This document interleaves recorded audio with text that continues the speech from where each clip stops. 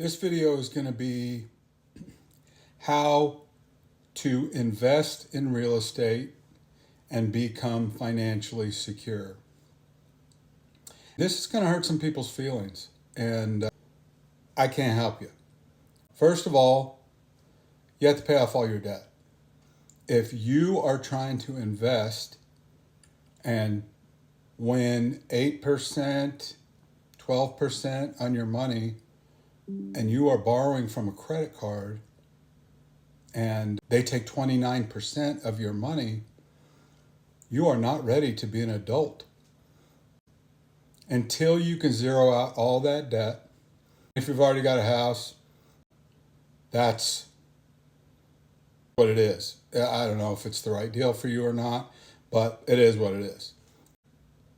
The premise that I hold is that every American family needs to own a home without a mortgage.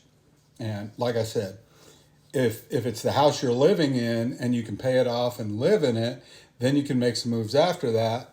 Very few people can. But what I'm talking about is finding a property that you can pay cash for. And this is where it hurts people's feelings. I'm sure that every little boy or girl that is completing in athletics in middle school wants to become a D1 athlete. And they can't.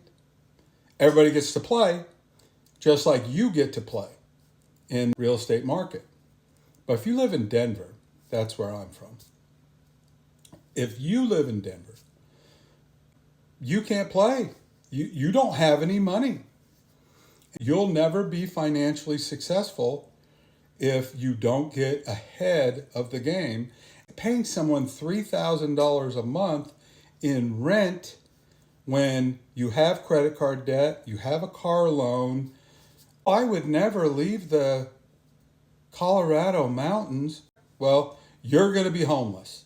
You're going to be eating cat food in your senior years, because unless you get on the stick early in life and start compounding interest, and real estate is a big part of that, it's not going to work for you. And I have $3 or $4 million, and I can't afford to live in Denver. I certainly can't afford to buy rental properties in Denver. I have a couple, but that was 10, 15 years ago. And today I couldn't make the math work. It's very simple math. And as I do this home investment, buying, wealth building series, I'll talk about the math and how it works.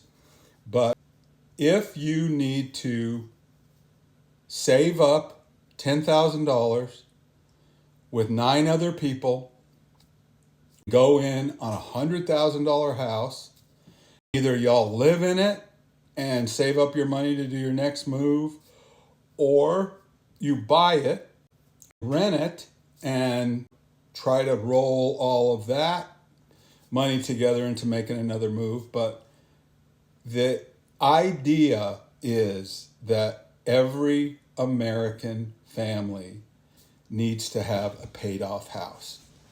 That way, when your wife's boss sexually harasses her, you go to HR and say, look, we're not putting up with this.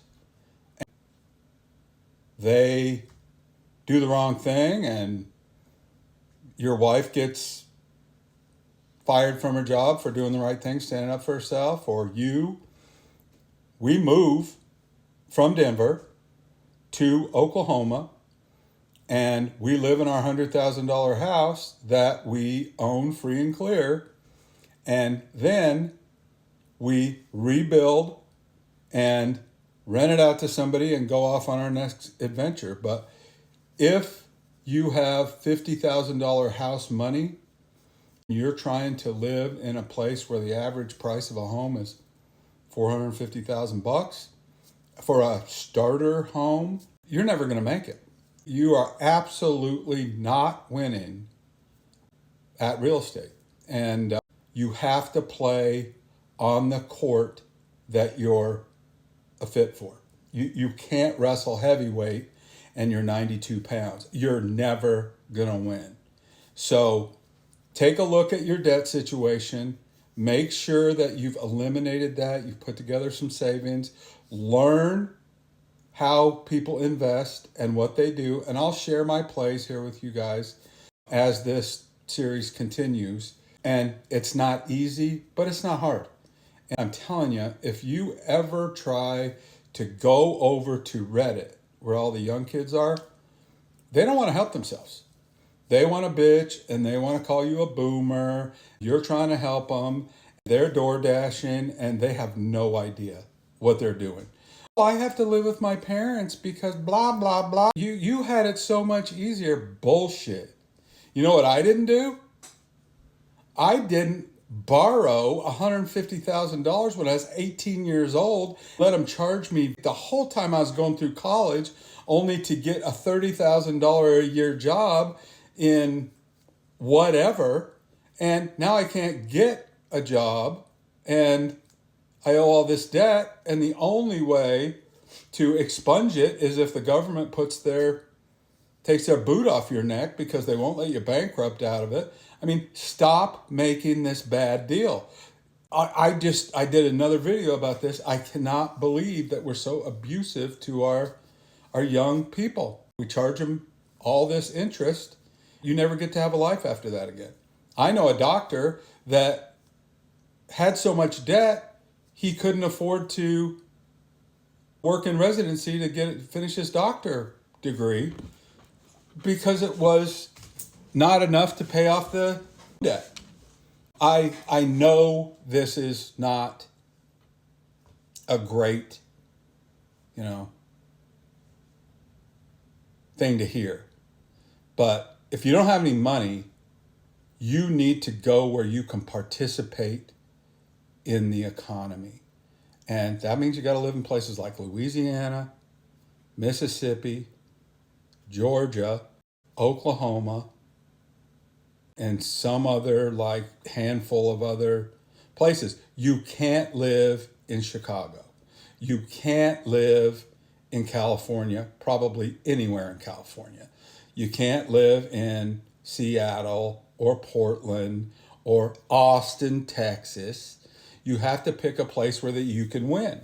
And then if you make enough money and you want to give all your wealth away to overpriced real estate, you could do that. But you have to earn that. You have to earn that right to say, okay, I'm going to pay $12,000 a month for my mortgage for my 980 square foot house in Santa Monica, and I have the money, I can do it. But at least open your eyes. Don't try to blame the government. Government has nothing to do with it. Everybody has challenges. And if you buy a piece of land for $30,000, you put a tiny house on it, you're winning. And then you leg up to another one and you're disciplined and you're saving your money and you don't let them get to you, you're winning. And that's all I got to say about that. Now, the next class I'm going to be doing is about partnerships, LLCs, and building your portfolio of rental homes.